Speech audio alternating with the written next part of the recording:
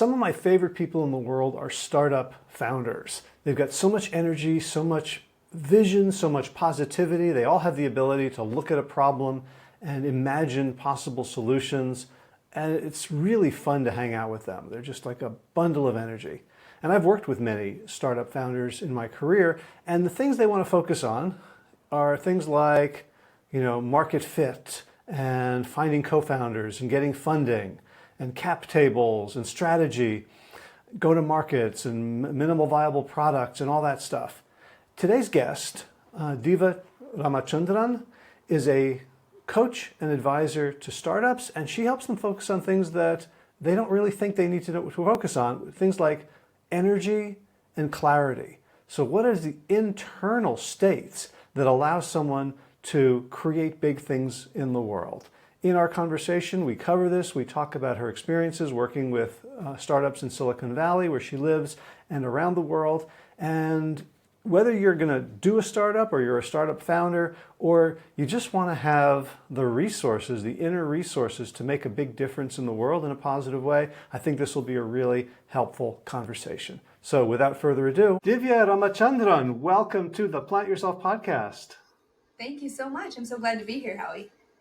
I'm excited to talk to you because you are doing what I consider sacred work, which is helping people birth new things into the world. And God knows we need new things, new ideas, new solutions. And I guess my first question, you maybe just I said it in a way that's maybe a little weird and poetic, but how do you describe what you do? I love the way you said it, actually. Maybe I'll start using that. In a nutshell, I help startups do hard things. And specifically, I'm working with startup leaders and startup teams to help them find clarity to do the hard work they need to, as you said, bring new ideas into the world. So yeah, I just want to jump right in on that. So hard things, why don't they have clarity? I mean, a company, it's no small thing to do a startup. You drop everything else. You see a big problem, you want to solve it. Where is there lack of clarity in that? Yeah. It's such an interesting question. I've never thought about it that way. I mean, I moved into this role as a coach to work with startups after having worked at multiple startups before. So I can maybe say from experience that a few things really define what the environment feels like at a startup. And specifically, I'm talking about tech startups because that's my background. Okay. But I think this is pretty common across the board. And one is that there is the pace at which one is expected to create outcomes and results is just it's just high. It's very high, and the expectation is just really coming from the fact that you have limited funds, limited resources, and so it's like, how much can we do with the limited stuff that we have, and how quickly can we create results to then get to the next level? And it doesn't help, of course, that there's so many startups that have become raging successes in very short periods of time. So everyone kind of wants that and wants to be that as well. And so there's just this overall expectation that things move very quickly. And a lot of the time, what comes with that is having to decide, we have just these few resources. And so what is the best way in which we're going to use those resources in order to achieve our results? And that's a constant question because there's always a trade-off. And so I think that's where clarity really, really comes in, is really being able to decide, how do I prioritize? What do I prioritize? What's the first thing I need to do? What things can drop? So there's a whole piece around that. Objectively speaking, like, what's the work we're going to do and how do we get clarity around that? I think the other piece around clarity, though, is really around just the individuals who are trying to do this, especially the leaders. A lot of the time, at least in tech, you have first-time founders, first-time, CTO, CPO, whoever it is. All of these, a lot of the executives are not just first-time, but they're also very young, and they don't have a lot of experience. And they're super smart, and you're right. They've identified this problem that's extremely important, and they're trying to go after it. but at the same time, they haven't necessarily come to a place where they can even just separate their own identity from the success of the business, right? So there's a lot of themselves that is tied up inside the business. And I think that's especially true in a startup. There's just, you're so investing so much of yourself, whether you're a founder or not. You just kind of, you're putting a lot into it because there's so much potential that you could get out of it. And so I think along with that comes a lot of just the internal struggle of, am I doing the right thing? Am I making the right choices? Am I helping my team correctly? Do they see me in the way that I need them to? Do they respect me? Do they, did I impress them? There's just so much of this extra stuff that people are bringing to the conversations and to, pitches and to sales, sales conversations and to even management conversations. So I think that's the other place where clarity is really key in that environment. Gosh, I've heard so many things so far that you could approach it the same thing in different ways, and it would have a hugely different impact. So, like when you talk about limited resources, that's, I imagine there's founders and startup people who are like bemoaning that and wishing they had, a Google budget or an Apple budget, or the VC would open their purse. And yet I know that, the startups that I know that succeeded looking back are like, thank God we had limited resources, because it forced us to be creative, to come up with something new instead of just, going with the first thing we thought of. Yeah. Yeah. That's a really good point. I mean, it's true, because the resources can create a kind of almost safety net that allows you to just sort of stay where you are and not have to move outside of your comfort zone. And its constraints are what make problems more interesting and exciting and solutions more innovative. Yeah, and another one is this: there's an expectation of speed and success based on, these storied companies, and it's very inspiring to see these unicorns and to hear their stories. And you go to tech meets and one of the founders is there, and you're like, oh, can I touch your jacket and get some of the mojo, whatever it is. But at the same time, it's like when I played ultimate frisbee all through my life. I started playing, in junior high, and it wasn't a sport that was on television. There wasn't, we didn't have trading cards. So I didn't know people who were much better than me, but when I looked at basketball or tennis, other sports that I played, there were people I could never touch. But when I couldn't, shoot the ball like Bill Bradley or hit a backhand like Arthur Ashe, I would get down on myself because of the comparison. So I'm wondering, it seems like that's also double-edged, seeing all these superstar startups and comparing yourself in ways that could be helpful or not. Yeah. I mean, I think that word double-edged, that's maybe true about every situation in life, right? That there's always a different perspective we can wear when we look at the situation. And you're absolutely right. Like when we have all kinds of opportunities to be inspired by and learn from and get curious about people who have had more success than us. And yet there's another part of ourselves, like there's kind of this energy inside of ourselves that's that biological fight or flight energy that thinks that it's survival of the fittest. Like if they're successful, I can't be. Like almost that it's a zero-sum game when it isn't. And so I think that aspect of how do we work on our own perspective, or even just decide what glasses am I going to wear in this situation so that it's helping me to compare, or it's helping me to see these other people or talk to these people, and how can I kind of learn the tools to notice when I'm wearing a pair of glasses that's not serving me, and learn how to swap them out. I think that's really the work that every individual needs to be able to do to really be successful. Because if we're wearing these glasses that tell us that it's like success is scarce and resources are scarce and money is scarce and potential is scarce, like if we have that belief, we're holding ourselves back, and then we don't have the opportunity to unlock as much of our potential as we have. Yeah, and then another thing that comes to mind is, um, how irrationally optimistic should we be? I've read studies that, some of the best CEOs had the loosest grip on reality, and they were sort of able to bend it to their will and get other people to believe in a vision that was frankly crazy. Sort of it's impossible until it's done. Yeah. Um, do you see that a lot in your work? The people wondering like how much should I be realistic versus optimistic? I think that um, it is a balance that you have to strike. The way I like to think about it is really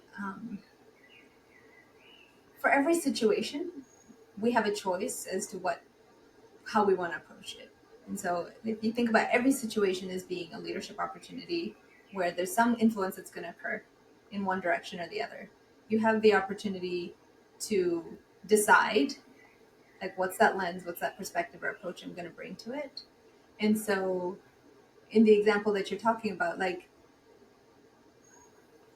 there's, and I'm not saying like we have to kind of run a pros and cons list every time. It's not about being overly analytical, but there's also just like being more conscious to see like an approach where I'm more realistic or take more if I'm you know too far on the realism spectrum here. Um, there's people here that are gonna not be motivated, or it's gonna impact their morale in some way, or inspect they're not gonna be inspired enough. At the same time, if I'm way over here and they're just like the people I'm trying to influence are really kind of stuck in the day-to-day drudgery of whatever it is they're doing. If you're meeting them at a too high of a level, they're not going to come along on the ride.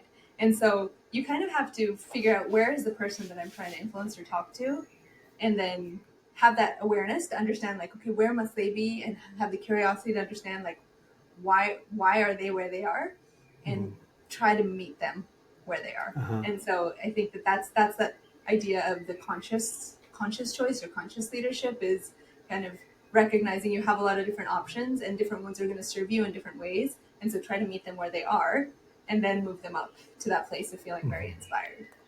Yeah. Is it hard to um, be authentic when you're trying to be that strategic? Yeah, that's a good question, and I can see how the way in which I described that it almost um, implies a bit of like being a bit manipulative, right? Like Or at least being a chameleon. mm, yeah, yeah. I don't.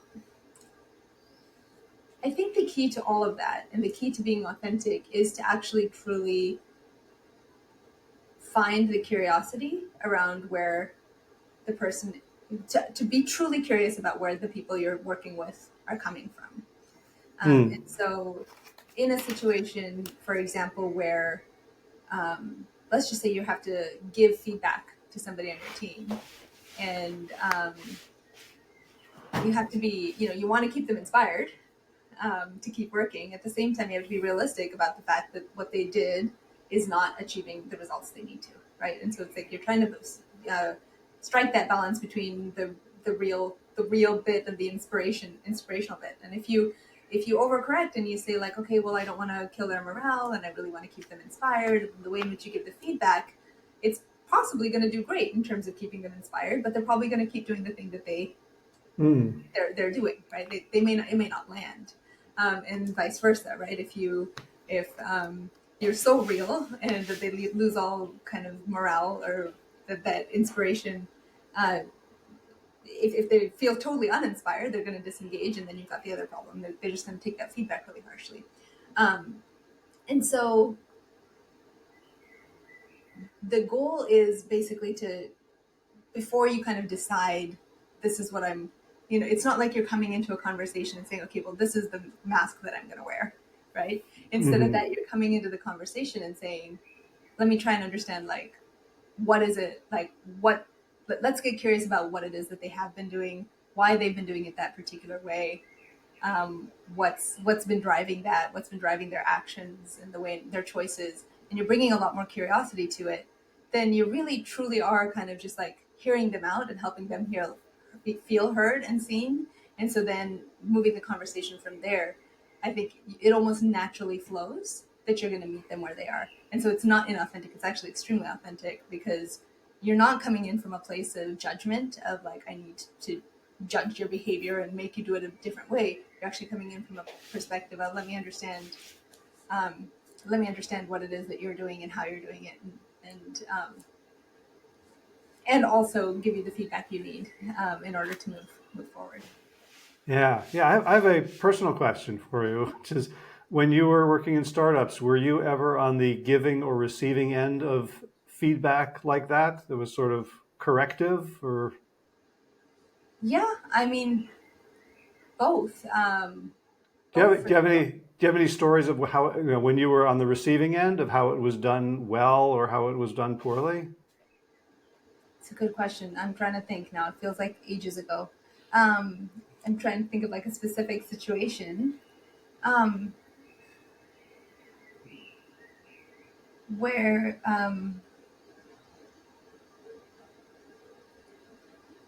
yeah, I think that it was towards the end of my the stint my last stint that when I ended up leaving, um, that I think it was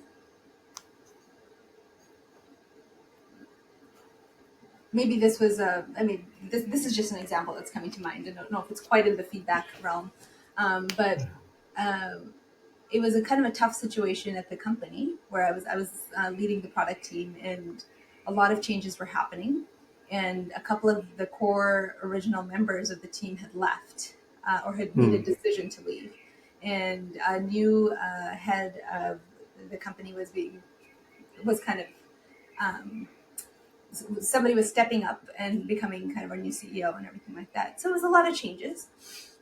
And during that time, I think we also likely it was either really close to some layoffs as well. So just a lot of change in the company, right? And I was already on the executive team, and a couple of people on the executive team are now stepping away. And I never felt like I committed fully to staying, right? So I never out loud committed. And this comes up for me often as I reflect back on it, especially as like so many different companies are going through layoffs right now, and we think so much about the people who are getting laid off, but also the people who are staying. You're almost committing to staying at a new company, right? And Hmm. that this is a new environment, a new everything, and are you in? And I feel like if I had been asked clearly, like, hey, this is hard. Like people you know and have worked with are leaving, they're choosing to leave. Are you choosing to stay? And I wish that conversation had been explicit. But because it hadn't been and because it wasn't, um, I stayed on for a good maybe 6 months even, um, half committed without even realizing I was half committed. And Hmm. so just having like it wasn't, I think it wasn't just top of mind. A lot of the time we don't want to get curious about some of these things with our colleagues because we think it's going to unsurface stuff that we don't want to deal with. They're like, oh, these seem fine, so I'm just not going to touch that. But I think that if they had actually kind of made me dig deeper, even if I had decided, no, I'm leaving, it would have been better for the company. And it would Hmm. definitely would have been better for me in terms of the 6 months. I think that's maybe an example of a situation where I realize now that curiosity, even if it was, going to unearth some stuff that you maybe don't want to deal with, it's still worthwhile. Yeah, well, and I mean, that's so common just in workplaces, and in families and in like, Yeah. and it's the opposite of curiosity, which, as I understand it, is sort of the DNA of entrepreneurship in general. Like, you want to find out, like, before you build it, like, are they going to buy this? Will they Mm-hmm. want it? Do they want it in blue? Is this a big enough problem that they care about? And, startup entrepreneurs are so trained to ask those questions, to do bottom up research, to be voracious. Yeah. And it sounds like, but when it's about people Feelings. we know and feelings. Yeah. Yeah. All right. So how do you help people um, when they, I'm imagining you can walk into a startup or company you're working with, spend 10 minutes there, and know if there are unsaid hard things. Yeah. I think that there's almost always an unsaid hard thing somewhere. I think it's so, first of all, like, why do we even call it hard? Right? I mean, we talk about having to have hard conversations or say hard things or do hard things and all of that. Like, the reason it's hard is because the truth is we're feeling a lot of feelings that are uncomfortable and hard to feel. And that's why we're calling it hard at all, right? A feedback conversation isn't naturally hard. It's hard because you feel really reluctant to give that feedback, or you're afraid of how they're going to react, or you're not so sure that it's their fault and you think it might be yours. Like, there's all this stuff that you're carrying, right? So all of those emotions. And so primarily when I'm working, especially with leaders one-on-one, and they're bringing these challenges to our conversation, the first step is really to help them express how they actually feel. And so it's building that. I like to use the word emotional clarity around, like, how does it actually feel for you to be doing this, and what is actually going on here, like what is holding you back from wanting to have that conversation, right? Mm. And that, even being able to just have and articulate those emotions that are coming up itself is the first step to releasing them. So emotions, as they're expressed and acknowledged, they are able to pass, and as long as they're resisted, they persist. And so even just kind of allowing and creating a safe space for people to go there and to recognize that emotions are okay and we can feel them and it's good to talk about them, and all of that helps process them along the way. And so that's how I'm helping the people that I'm working with, and helping them get clarity in what it is they need to say or do. But then a lot of the time I'm also helping them use these tools with people on their teams as well. Mm. So allowing them to then acknowledge, or helping them, teaching them to acknowledge and validate their colleagues' emotions, or maybe their direct reports, or sometimes even their manager, to kind of see it from their perspective and validate it for them, so that their colleagues can also release those emotions in such a way that they have a more productive conversation.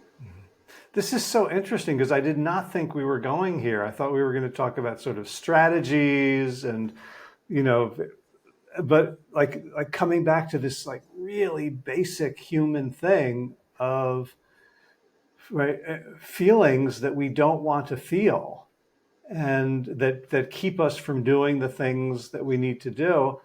I'm curious to when you start working with people, is that what you lead with, or do you have to lead with more like, we're going to do strategy, and then sort of the emotions is like this Trojan horse because they're too macho to or analytical to admit that they have these feelings? That's a great question. I think I'm somewhere right in the middle. I definitely don't lead with emotions, but I'm also not leading straight up saying, like, "Hey, I'm gonna, help you build a business strategy." I'm very clearly kind of in the middle there around, let's get stuff done. So sometimes it's just about like progress or prioritization. Sometimes it's about, but often it's about like team dynamics and team conflict and helping resolve some of that. And then really helping them kind of, we have to get to a place where there is comfort and enough trust and comfort built in our conversation or in our relationship, so that I can go to a place where we're talking about emotions. And it's interesting because the framework that I am trained in and that I use, it's called energy leadership, and it's really around energy. And so we can kind of talk about emotions almost from this biological perspective, and that often appeals to the tech leader types, Hmm.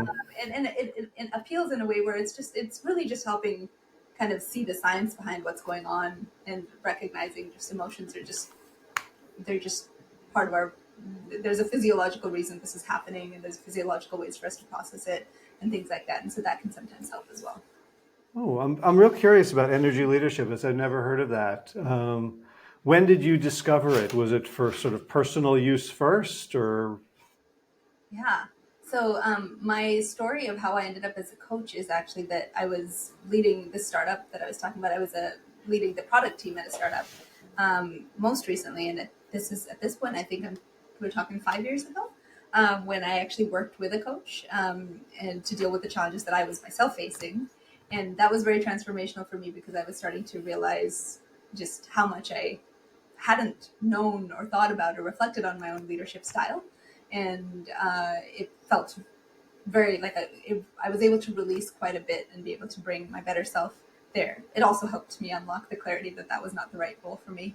But after I left, I was almost shopping around for something that a role that made more sense for me. And by shopping, it was all inside me. I knew that there was something that was lacking that I was looking for, and so I happened to sign up. I happened to meet a lot of coaches in my life around then, and was encouraged to just sign up for a course. And so the course that I ended up signing up for as a coach training program, just to see if I was interested, was energy leadership. And it's offered through IPEC is the name of the coaching school, IPEC. And the first day of that course, it was like it just became, they introduced this framework, and it was crystal clear to me that this is what I wanted to be doing in my life, and this is the way to be. This is how I wanted to be supporting startups and stay in the tech world. But this was kind of the lens that I wanted to be able to bring to startups from then on. So I started my coaching practice right alongside that training, and now it's 5 years. Wow. Okay. Well, so what do you find valuable about it? So the energy leadership framework essentially looks at this idea of perception, and it makes it very tangible. And so every situation that we're in, we're perceiving it in some way. And again, it's like coming back to that metaphor around the glasses. It's like we're wearing a certain pair of lenses every time we look at a situation, and we always have the ability to swap them out. And so this framework actually just lays out very clearly 7 different lenses that we bring to any situation. And we can essentially label and find ourselves in any one of those 7 phases in any given situation. And so there's an assessment that I do with my clients at the beginning where they can actually take it and they can get a sense of like where on those 7 levels, like which of those energies is most prominent in their leadership style. But it's a point in time measure. So it is also very much like if once you've learned all of the different knobs that you can turn, you can choose where you want to be on this ladder at any given time. And so essentially the basis of it is around the energy that we're bringing to a situation. We have 2 types of energy, catabolic and anabolic. And catabolic energy is like biologically is the breaking down of cells and tissues. For example, like if you break a bone, it swells up over there because your body is breaking down cells and tissues and sending it over to that place where it's broken to protect it from further injury. And our mind is doing the same thing. When we see a stressor in the environment, we're essentially saying, let me put all my resources onto that one stressor so that we can deal with that stressor in whatever way possible, fight, flee, etc. Right? And so that's what catabolic energy has us do. But what it does is it focuses us entirely on the stressor. And so we lose sight of the bigger picture. But when we don't experience ourselves as being under stress, if we don't see a stress factor in our lives, if we're not perceiving a situation as stressful, we can unlock anabolic hormones, essentially, like the endorphins or the ones that are basically helping us not just deal with a problem, but deal with it in the optimal way. So what's the best way forward? And so we're able to kind of open up a more holistic approach to say, like, of all my choices, what's the best one that's going to help me address this in the best way? So when you bring this lens back to, say, a conflict with a colleague, if you're looking at that conflict and all you can think about is like, how do I either fight my colleague or avoid them completely? Whatever happens, you're either going to lose the relationship or you're going to lose your cause, right? But if you're looking at the situation saying, what's my best possible approach with this colleague for us both to win and for us to maintain the relationship? You have so many more opportunities you have a lot more choices as to how you can approach that. And ultimately it's going to serve you in the long run. If that makes sense. Yeah, I can see how that the really heavy leaning on biological metaphors would appeal to tech people. So are the 7 lenses? Some of them are catabolic and some of them are anabolic, or are they all anabolic? Yeah. It's basically a gradient. So you're going from 100% catabolic to 100% anabolic. You can also think about it as like The first two essentially are the catabolic ones, and 3 through 7 are anabolic.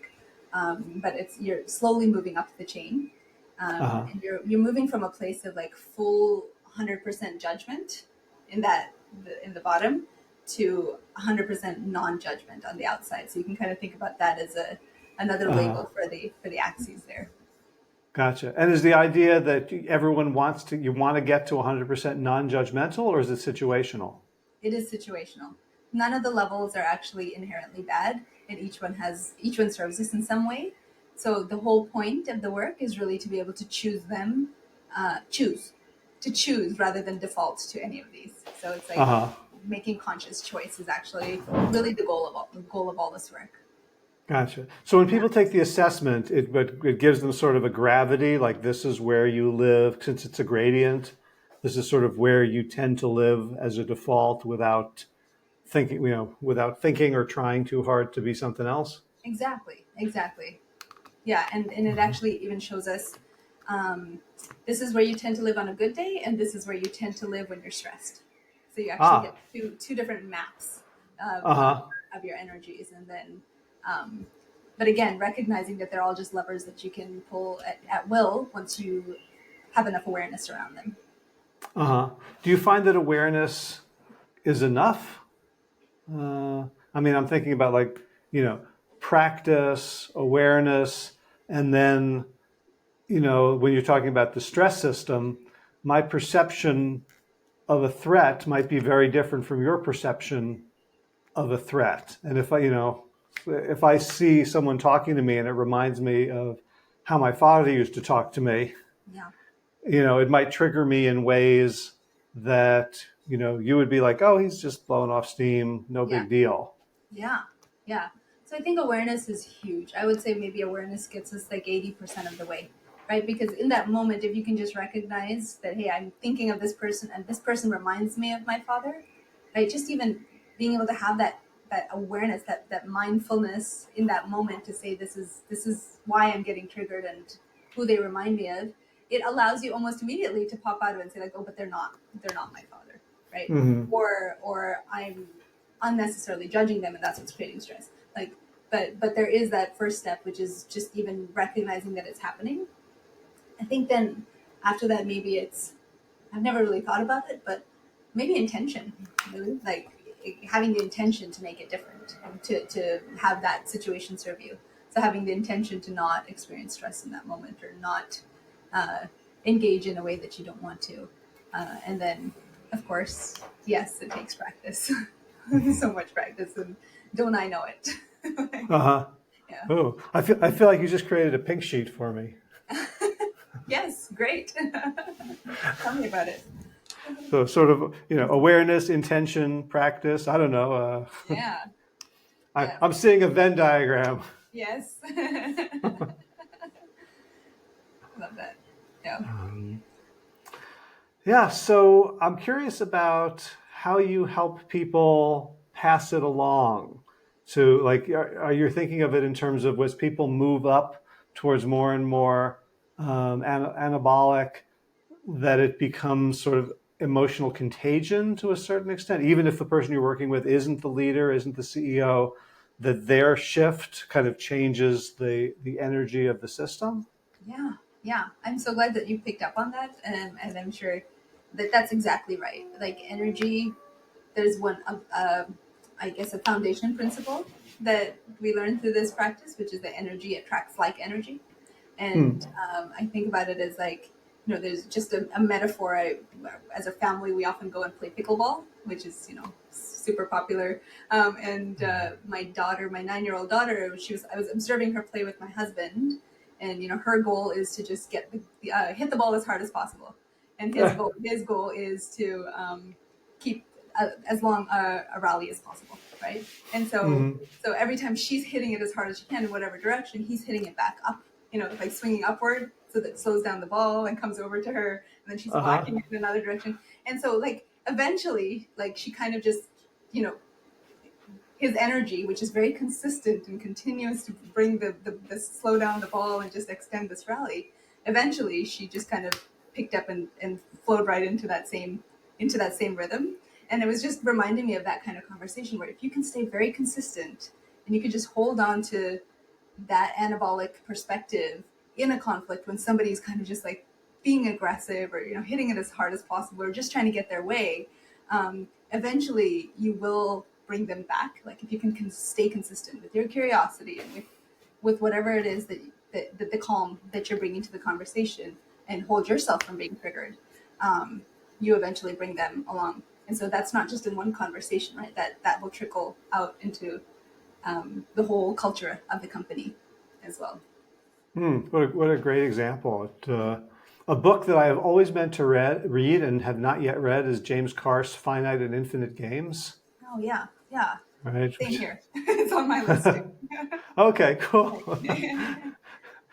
Maybe we can talk in a month and having Exactly. read it. Let's follow up on that one. Yeah, I mean, I feel that. So I'm a personal example, not about a startup, but just in my life.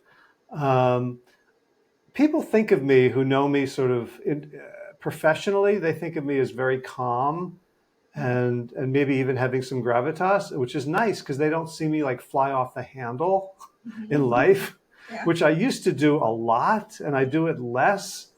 But I still have the urges. It's like certain things, like I'm trying to get some documentation from our bank so that the accountant can pull on it to do Spanish taxes here, and I walk in and I'm showing them all the documents, and they say, "Oh no, it's not going to work. We can't do it." And finally, I'm showing them Google Translate stuff from the accountant, and like, "Okay, come back tomorrow morning, bring your wife, and then we'll do it." Yeah. And next morning, I drag her out, and we're sitting down there, and the person looks at it, the same person who helped us yesterday, and looked at it and says, "Oh no, we can't do it." And at this point, I could feel the steam, filling up in the boiler, and I don't behave badly, but my wife can tell. Like I'm like, "But you told us to come back." Yeah. Right. So, which is a perfectly true statement and perfectly unhelpful. And the energy in which I say it is perfectly unhelpful, but it's like it cannot not come out. Yeah. And then my wife takes over and she starts complimenting like the woman's hair, and then eventually we get what we need because of that. Yeah. Yeah.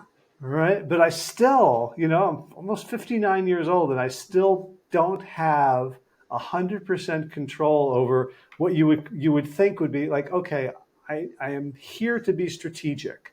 I'm trying to get a thing done, and I know that being ornery in a language that's not my own is not going to help me. Yeah. And I wonder if if as a coach who works on people's emotions, if you have any thoughts or reflections on that story. Yeah, and I can relate to it so much as well. I mean, and I think that even as you're talking about this and you're talking about yourself in that situation, that you're holding a lot of judgment towards yourself around how you're reacting there. And so, like, I think that's the first thing I'm just noticing, because the frustration or the anger that you're feeling in that moment is completely valid, and it's completely valid. Like, it's your time. You've dragged your wife out there as well. You've done this multiple times. Expectations were set, and now they're being yanked out from under you, and so everything's being changed on you. And I think the response, or like feeling frustrated by this, is a perfectly normal response. Even just being able to recognize that and acknowledge and validate, like, it's okay for me to feel this upset, is the first step, right? And just be okay with that. Like, yes, whether you're 16 or 59, it doesn't, or 72, it doesn't matter, right? Like, this is just going to be, we are human and we feel emotions. There's this beautiful poem, Rumi poem, about just inviting all. I think it's called the guest house. Yeah, right. About just inviting every emotion into your home, and as if they're a guest, right, and treating them as equal. And in the same way, it's just being able to kind of acknowledge and validate that feeling is there and it's okay. And so that part of that is just the awareness that, right, now it's very likely that you had never set an intention for showing up in that conversation in a different way, or to get, like the intentionality to approach it in a different way was just not there in that moment, in that context. Yeah. Whereas it probably exists. You have an intention to not blow up out of that frustration with other people in your life, right? And so it's really just about kind of knowing and developing more practice in some of those different relationships. Yeah. But I mean, I have a generalized intention that everyone I meet comes away enhanced, right? Like I don't, like I didn't prime myself for it. Like I could literally go 4 months and go, oh yeah, I remember that. That's how, like, a really important thing that I said. Yeah. Yeah. So I'm hearing almost the need for some kind of ritual. What do you think? Yeah, no, I love that. I mean, I think, again, so that just comes back to the practice piece. So we want to be able to notice when these emotions are coming up. We want to be able to accept them. But then the next bit of it is really about intentionally choosing our actions in a way that's aligned with those emotions and in a way that's going to serve us in that moment. And just in general, having a mindfulness practice of any kind, where we acknowledge and notice the feelings we're feeling and practice acceptance of them, eventually gets us to a place of being able to, again, be in a more conscious space when we take action. Uh-huh. Yeah. Do you meditate or do mindfulness stuff? I'm glad you're asking this question. I attempt to meditate a lot, and it's something I'm still struggling with. So a lot of my practice, I find other ways to kind of get into that meditative state. But it is, I'm very much a work in progress, like just doing this alongside my clients at the same time. Yeah, I think that's pretty common for, coaches to work on the things we need with other people, the things we need. Yeah, totally. What about you? Do you? I was doing 20 minutes twice a day. Wow. And for several years. And it's now down to 20 minutes in the morning. And sometimes it's meditation, and sometimes it's body scans, and sometimes it's Qigong. And honestly, I liked it better when I was doing it twice a day. I'm just articulating that. It's felt like, for several reasons, I think moving, and then, just being really late at night and working with clients. Like, I don't know, I guess it's 21, 12. It's like almost 1 for you right now. It's almost 10 for me. And so my day ends and I'm like, I'm not really in a, like I could sit down and start drooling, but I don't know that I could, like, follow my follow my breath or thoughts or count stuff. But I am thinking that doing it twice a day was better than doing it once a day. Yeah. And I'm a little surprised to hear myself realizing that now. Yeah. That's amazing that you've had that commitment even for as long as you have. Yeah. Yeah. Well, I mean, it's, I don't have a 9-year-old, so I have a little more control over my mornings than I used to. Yeah. But also, like, there's, I think there's lots of different ways to go about it. I don't recommend meditation as a default for my clients. I think this idea of, like, priming, whether it's an intention or journaling, some sort of orientation, or something. I think it's almost more like, these days, it's like something where you're not on your phone for 20 minutes. Yeah, that's like probably the lowest bar, but also so true. Even that can be so hard. But you're right. Yeah, just being able to have any kind of a practice where it's not a device. You're walking, you're sitting, you're writing, whatever it is. it's so critical. It's so critical to just kind of come back to, you're carrying so much everywhere you go, and just to even come back. Sometimes I have um, my clients just even keep a journal of the emotions they're feeling throughout the day, just to like slowly build awareness around, okay, this is an emotion that's there, and you don't get overcome by them because you can just articulate that they're there, and it's okay for them to be there. Or sometimes it's even just keeping a journal of the judgment we're feeling, so judging another person or a situation or ourselves, and just even just the little notch that, like, just like keeping a little tally of them. You don't need to write down what they are or anything like that, but again, it's just building that like extra layer of awareness around all of those processes that are going on in your mind. And I imagine that learning about, the stress response and the biological basis, um, gives people the opportunity for self-compassion that normalizes it. It's not like, what's wrong with me? It's like, oh, this is how mind deals with perceived threat. Yeah, yeah, exactly. So is startup entrepreneurship really just a Trojan horse for personal development? And Um, yeah, I mean, I don't know that it's even a Trojan horse. I think it's maybe a bit more out in the open, just in terms of my practice. I think that the startup is just the context. And I know about the context, and so that's helpful with the people that I meet because I've worked there. And I also recognize that there's certain aspects of a startup environment that create certain types of challenges that you might not see in other places.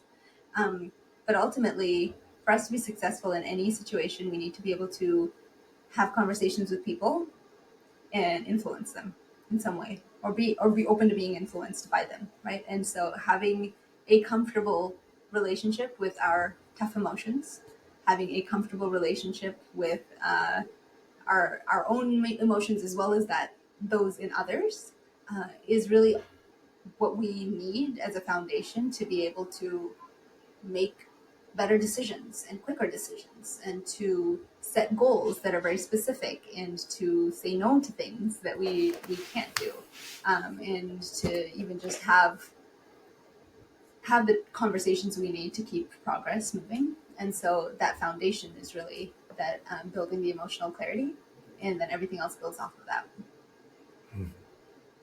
so, do you have any good stories about just amazing leaders and what you learned from them? Yeah.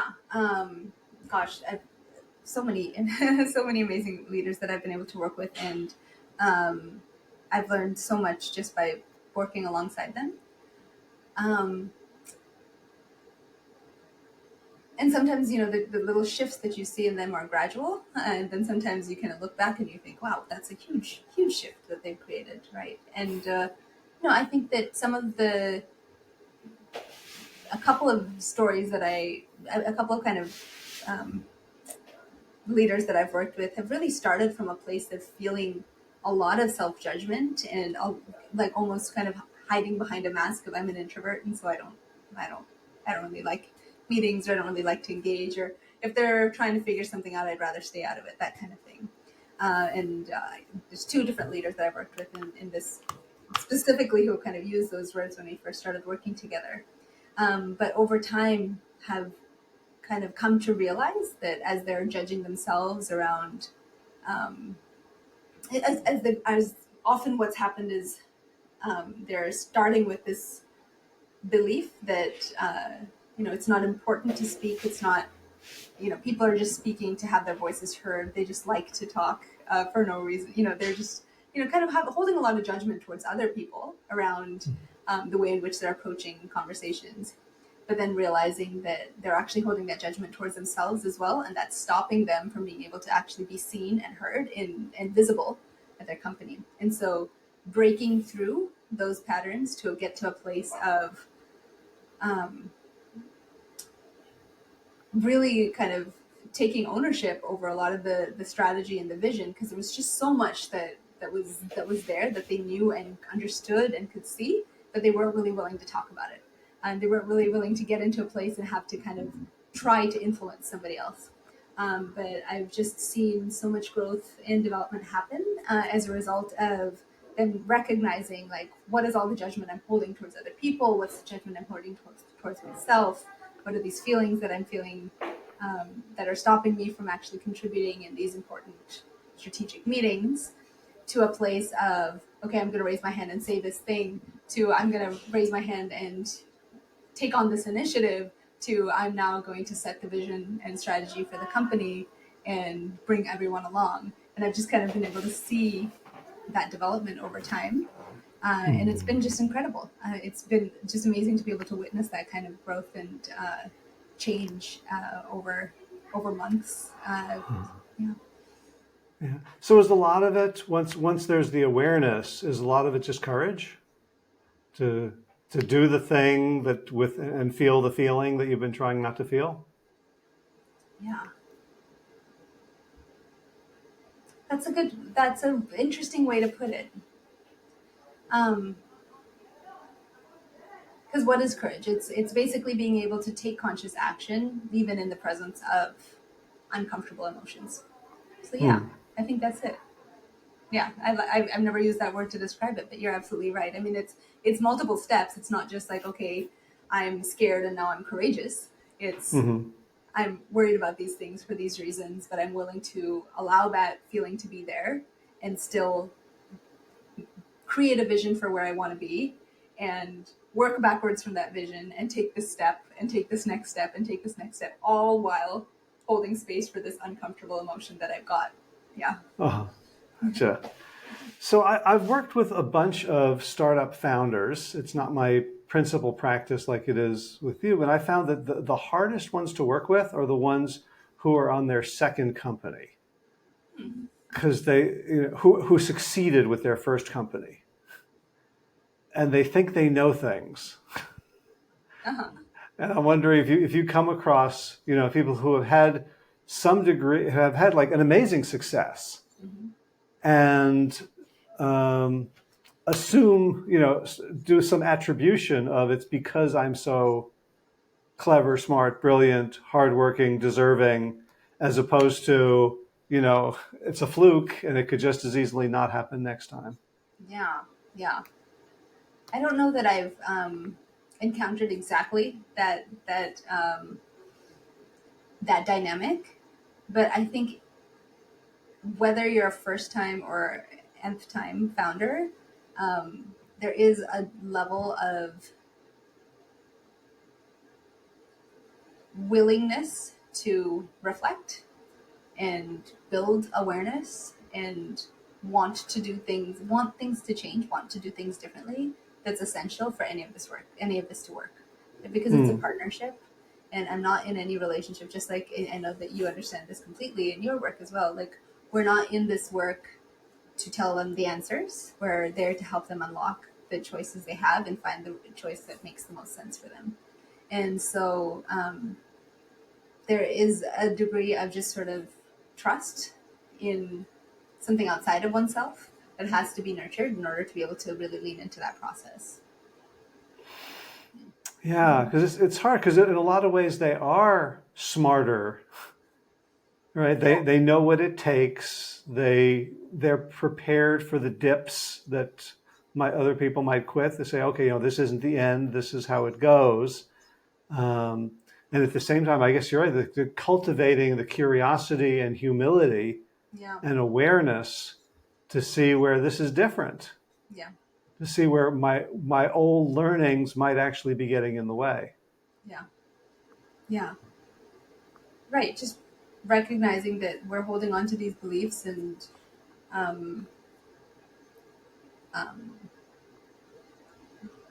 there's an equal possibility that belief will serve me or not serve me in a moment, that I need to be able to look at that belief and examine it as just its own thing outside of myself before I can even before I can decide before I just default to those patterns, right? Yeah. Yeah. So as I mentioned, it's getting late here. It's after 10, so Yes. I don't want to fade on our time together. Who should reach out to you? How, if someone's listening to this and they think, maybe Divya could help me, or they think there's someone that they know who's in a startup? Like, how do they think about whether they're a good fit for you? Yeah. Thank you for asking that question. I do primarily work with tech startups, but it is not the only group that I'm working with. But essentially, who I'm working with are leaders at any stage, at any kind, who are who are trying to get hard things done, and they're experiencing a lot of discomfort around either getting kind of big ambiguous tasks complete, or they're experiencing a lot of discomfort around having the conversations they need to in order to get other people to do hard things. And so this, I like I said, my experience, the context that I know the best are these smaller companies where there's just a lot of fast-paced movement. Everyone's wearing different hats, or multiple hats at different times, and just trying to get things done as quickly as possible. And if you're like experiencing those kinds of challenges with other colleagues, with the team, with vision, and just kind of trying to know how to move forward, I'd love to talk. I'd love to. Please do reach out. I'd love to talk to you. Okay, so where can people find you on the web? Yes. So the best place to connect with me is definitely on LinkedIn. Please feel free to find me on LinkedIn. Howie, will you be putting maybe some links in to your? I will put links in, but not everybody reads the show notes, so I would definitely give people breadcrumbs right now. Okay, so Divya Ramachandran is my name, and you can find me on LinkedIn, and also my website is divyalalita.com, so I'm going to spell that for you. It's DIVYALALITHA.com, and that's my website, and you can find me there, contact me through that, or sign up for my weekly newsletter on my website as well, so that you can kind of get a sense of the kind of work I do and see if it's a good fit for you. All right, so I'm going to say it one more time to make sure that I wrote it down properly, because I'm going to put it in the show notes. Divya Lalita, DIVYALALITHA.com. Mm-hmm.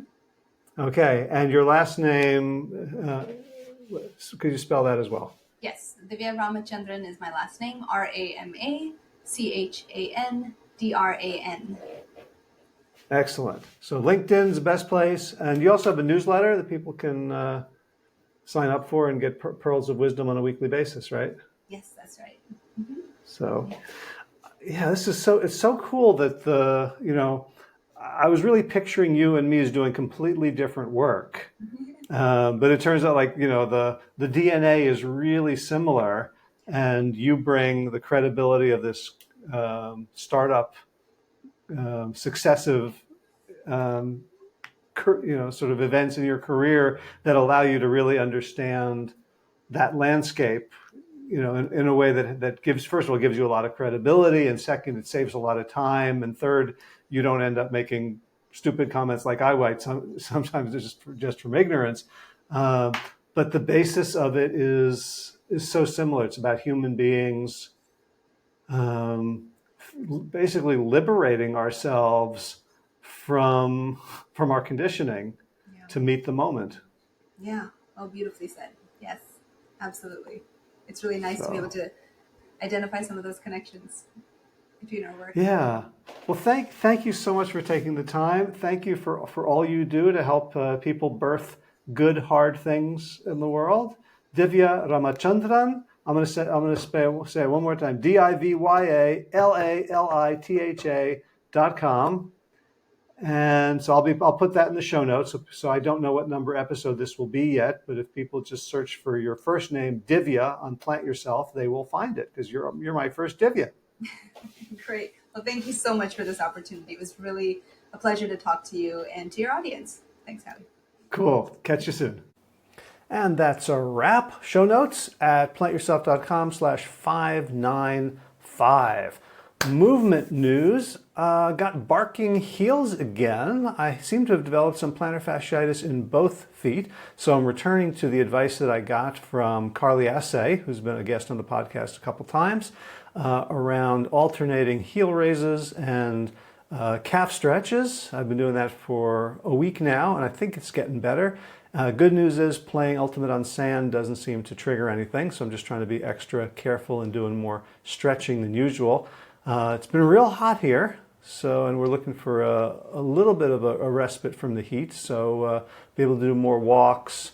And I've even started swimming a bit, which is hard for a Leo like me to admit that getting into the water can be nice, but hey, live and learn. So that's it for this week. I look forward to seeing y'all again in a future episode, and as always, be well, my friends.